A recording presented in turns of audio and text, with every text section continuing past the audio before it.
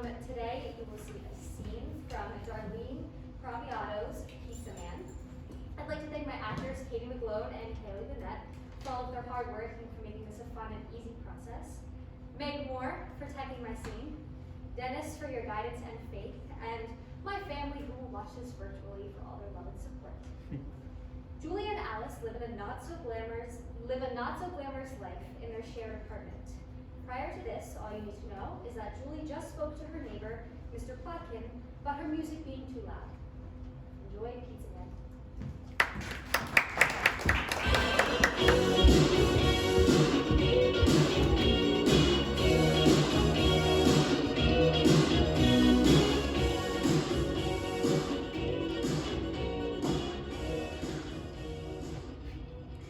Mom, I'm only staying home this one Friday night.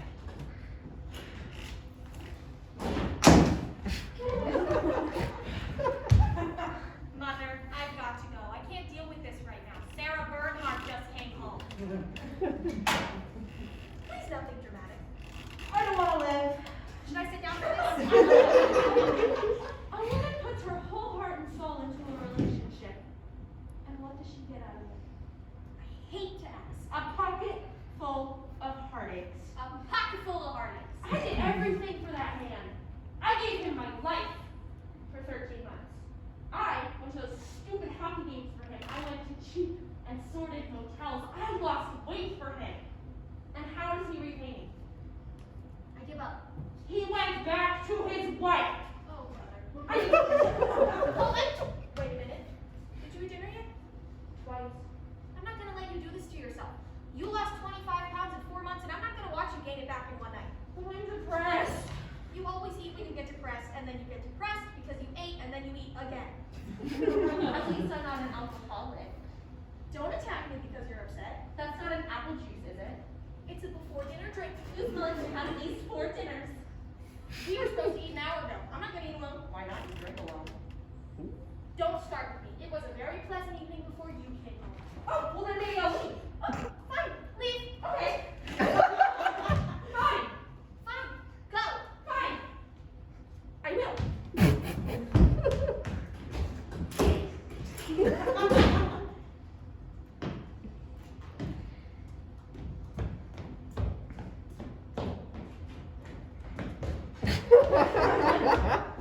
I'm sorry.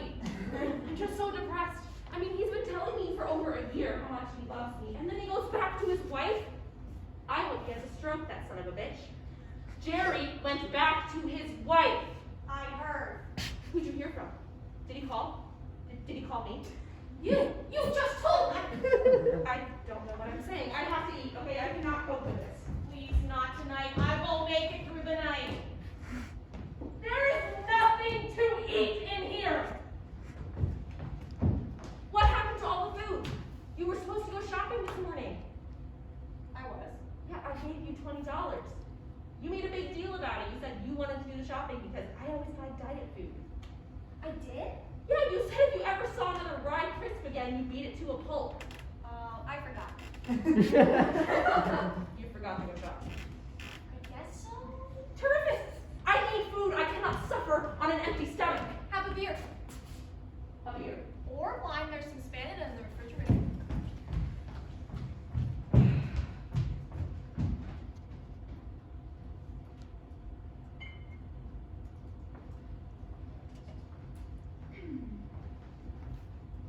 Are we having a party tonight? I'm not. Then why do we have all of this?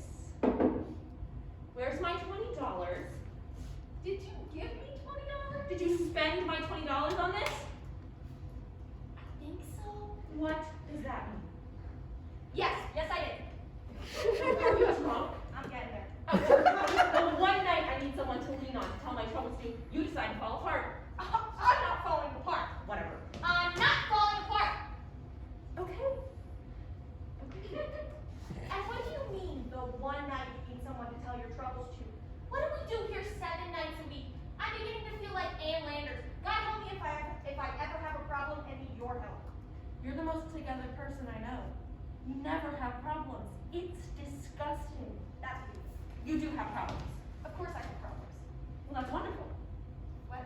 I was beginning to wonder, you never yell.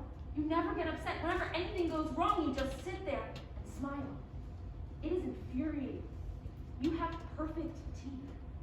Just because I don't run around telling the world about my problems doesn't mean I don't have problems. I have problems. Do we have a little problem tonight?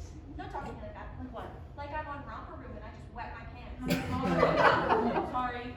Excuse me. I want you to know that if you ever need to talk, I am here to listen. I do have a problem. Thank you. I needed that. I really needed to feel needed tonight. I really, really needed Can I it. get on with my problem? Yes! Oh, do you want to lie down on the couch? I'll get pen and paper. I'll take notes. Forget it. No, I want to listen. Just forget it. I will listen. Forget it. Julie, please.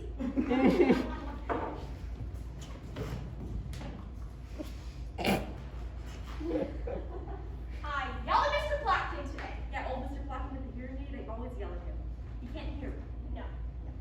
I mean, I really yelled at him. He called about the music and I called him an old fuck fart. My God. I don't even know what a fuck fart is. That's good, I like that. Oh, fuck, Blackman. I always wanted to call him something like that, but I was afraid he'd have a stroke. I took off my shirt and exposed myself. Poor Plotkin? Yeah. What did he do? I think he had a stroke. I'm not sure. I thought I saw him breathing, but I'm not sure. He'll get over it. I yelled at people at work. Driving home, I yelled at people on the road. Then you came home and I yelled at you. Julie, that's just not like you. I know it's not like me. God, I'm doing it again. Is there a reason for this? All this yelling? I'm uptight. That's all. I'm just uptight. You know, my mother always says when a woman got like this, it's because she hadn't eaten enough, slept enough, or exercised. You went to bed early last night, so that's not it. When's the last time you exercised? This morning. We'll order a pizza. I'm not hungry. Well, I am because there's nothing to eat in this house. I lost my job. They laid me off. Julie, you were doing so well and you were there almost 5 months. 6. What happened? Oh, I don't know. I'm not sure. My boss called me into his office last week and thought he was going to ask me to dictate a letter or something. He said, sit down. I said, thank you. He said, you're a good secretary. I said, thank you. He said, you're very pretty. I said, thank you. He said, would you like to get a drink later? I said, no, thank you. And then I got a pink slip with my check today. He wouldn't. He did. He can't. He did. Business is bad. He's laying people off. I wouldn't lay him. He's laying me off. It all sounds so poetic. That's unethical. I mean, he could get into a lot of trouble for doing something like this. Yeah, his wife would kill him if she found out. She's a large woman. We should call someone and report this. Eyewitness news. Call his wife. She's large. Really large. Huge woman. How can you be so calm about all this? No wonder you're so uptight. You should fight this. It's not the first job I've lost. I'll go back on unemployment. This makes me so angry. It does. I'm furious. Can't you tell I am furious? That's sweet, Alice. I didn't expect that from you. Getting so wrapped up in my problems that you could forget about your own. Do you know what would have happened if you went for that drink with him? 1 drink would have led to 6 drinks, would have led to 10. And then before you know it, it's a year later, and he goes back to his wife. Just like Jerry. Do we at least have celery? I mean, something to chew on. 2 minutes. 2 minutes on my problem. I may not be able to pay the rent. Peanut butter. I swear you didn't say peanut butter. Look at me. Read my lips. Money. I may not have any. I'm talking about real life, practical things. Stop thinking about this schmuck. He's not a schmuck. He's a married man. He's a schmuck. You're just saying that because you got burned once. Didn't you learn anything from that? Didn't you learn anything from my affair with Alan? You never gave poor Alan a chance. What do you mean I didn't give him a chance? You dropped him when you found out he was married. Of course I did. I did the right and proper thing. If you do the right and proper thing for the rest of your life, you're going to be single forever. What was I supposed to do? Wait him out? Keep seeing him? No, never. Alan was a shit. Alan was a wonderful man. He was intelligent, sensitive, good looking. But he wore Brooks Brothers suits. What does that mean? A man in a Brooks Brothers suit can never be trusted. You're kidding, right? Please tell me you're kidding. Oh, come on, Julie. Did your mom ever talk to you? My mom didn't even tell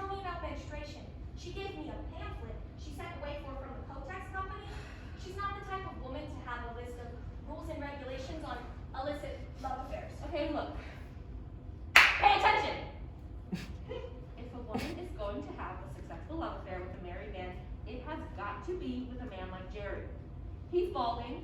He's not the brightest. He doesn't make that much money. He wears suits from Zachary All. He's not that good in bed. And he's short. Why would you want to marry a man like that? You know, because I honestly feel like he would never cheat on me. He's already cheating on his wife. Okay? Once. He's a young guy. He's getting it out of his system. Why are you here, Alice? Why are you in my life? You never listen to me. It's like talking to a goddamn wall. I'm trying to communicate with a goddamn raving idiot. You're an idiot, Alice. I-D-I-O-T, idiot. I know what you're doing. And I appreciate it. Pardon? You're yelling at me because you care. I do. You are wonderful, Julie. You're really wonderful. I am. We're not just roommates. We're not. You know what we are? What? Sisters. Oh, God. Buddies. Buddies. I never had a buddy. Really? Never had a buddy, ever. Gee. I'd do anything for you. You would? Anything. Would you do anything for me? Well, I'd do anything for you. Yes. Anything? sure. Julie, please let me have a piece of your bread. Tell me where you hide your bread. I promised you when you move in, I'd never tell you where I hid my fattening foods. One piece. One little piece. You won't stop after one piece. I will. You won't. I will, I promise. You won't. Tell me where you hide your goddamn bread!